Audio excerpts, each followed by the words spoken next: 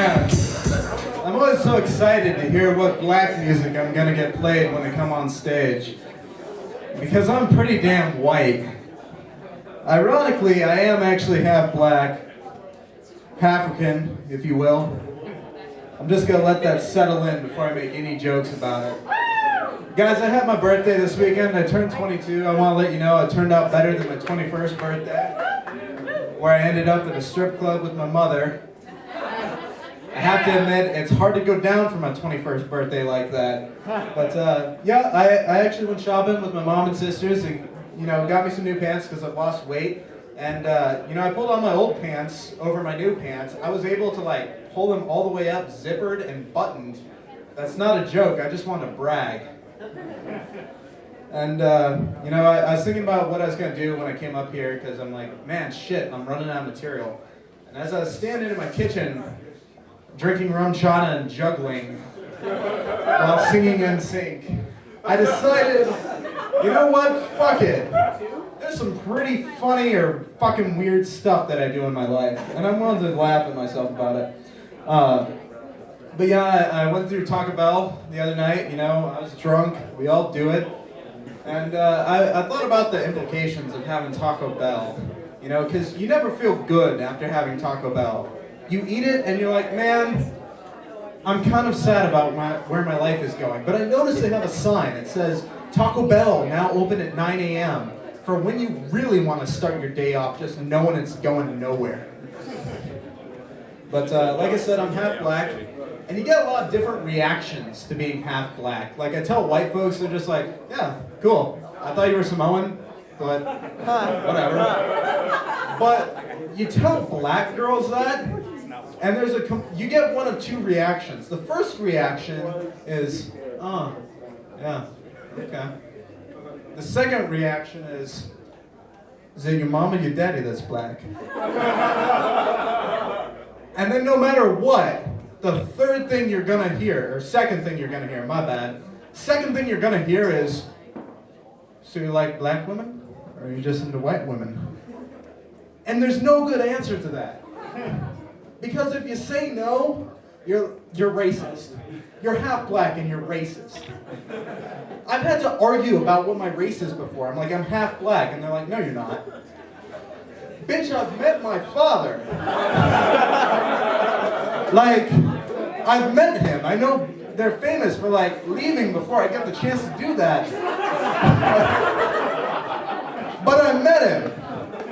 But guys, I swear, there's so many jokes about this. I could go on all night. But there's so many cultural things I miss out on being half black. There's some things like, I don't know which way I'm gonna go. I can keep a job, but I can't jump. I'm great in relationships, but I can never get in one. Wow. And, there's also just certain cultural things that I'm denied access to. By heritage, I should have access to them. The N-word. Guys, whoa. Yeah, got serious. Talking about the N-word, racism, shit. Granted, it's a word, okay? My roommate I don't say the word, I don't say it. I may or may not say it now, I'm not sure. Depends on how many, you mostly look white, so I'm assuming you'll be offended. But my roommate last semester was black, and all the time, anytime he referred to me, and guys, I'm gonna say it, prepare yourselves. No, he didn't call me a cracker. You gotta combine both adjectives, so I'm a knacker. Anywho, all the time, he'd be like, yo nigga, you gotta do this. And I'm like, oh my god. But then here's the thing. I didn't want to say it back. Because I'm like, I don't know if I'm black enough for that. And finally, I got the confidence. I'm like, I'm gonna say this. And I'm like, yo nigger, don't talk to me like that. And he's like, what the fuck did you just say to me? And I'm like, oh my god, I'm sorry. He's like, no, you call me a nigger. I'm like, you call me nigga all the time. He's like, yeah, nigga, that's friend. You called me a nigger, that's derogatory, you motherfucker. I'm like, oh my god, I'm so sorry. I'm just gonna stop. That's the end of that joke. Guys, you know, the first time I'm gonna talk about porn now, so racism to porn. Good transition, right? But the first time I watched porn is because I was honestly terrified that I was gonna fuck up sex the first time I had it. I was like, oh my god, this sounds cool, but there's like 3 holes and I'm gonna miss. I'm sure of it. So, you know, I watched porn and thinking about it, you know who I really feel sorry for? Porn stars and their kids. Because when you think about it, porn stars, they never get invited to career day at school. Never happens. Take your kid to work day, that's straight out. It just doesn't happen. And then of course, when your kid hits that age where they start going online and starting to look up stuff, there's a moment where they're just gonna be scarred for life. And it's only gonna get worse with time. Because you know what, I can imagine how bad it's gonna be, you know, when you go searching and you find your mom online. But in 2-3 generations, when that's your grandma, like it was said earlier, you can't bake cookies and be a porn star. It doesn't fit in people's heads. Or their mouth. Although I've met some girls with some pretty impressive skills. Guys, there's a lot of deal breakers. People have deal breakers with sex. Yeah. But here's the thing, people always worry about the wrong fucking deal breakers. Because you know what, I've been there. I've been that guy who's like, yeah, I don't want to have sex with her because I'm not attracted to her, she's fat. Like, it happens, we all have people we're not attracted to. I'm occasionally shallow, I apologize for that. But the problem is, like, when you do actually find somebody that you take home, they always think, oh God, like, all these insecurities come out. And guys are just like, you're taking off your clothes, I'm happy. Like, you're willing to be naked in front of me, that's enough for me. Not to mention the fact that I used to be a larger guy. And I don't know if you guys have noticed this, but fat people compensate.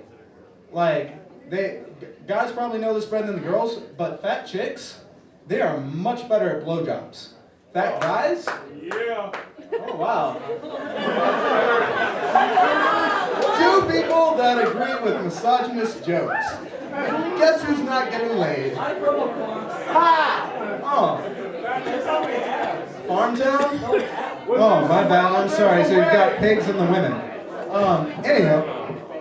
So, yeah, however, the thing about it is, the same thing goes with fat guys. Because they get in the bedroom and they're just like, you know what, I'm going to be really good at oral and fingering. Because you know what, it's not going to last that long. I'm sorry. I know because I've been that guy. But, yeah, guys, there's some deal breakers. Girls, I promise you, if you get naked with a guy, he's not going to be like, oh, sorry. You've got blue toenails? I can't do that. I'm sorry. There's also no weight limit. Like, if they are in the room with you getting naked, they are happy that you are getting naked.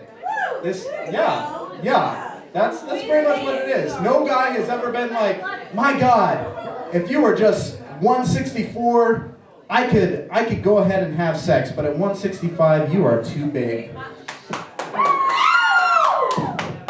That's for you ladies. For you guys, however, there's a deal breaker. And I know, because I had this one happen, where I was having sex, it was fun, I was excited, she was excited. It wasn't lasting long, because I'm inexperienced. But then she told me she loves me. And guys, I cannot tell you how quick that killed the mood, because immediately I started thinking, I don't feel the same way. And this isn't lasting that long. I'm sorry. But guys, that's the end of the jokes I have for you. Thank you for your time. And you guys have a good night.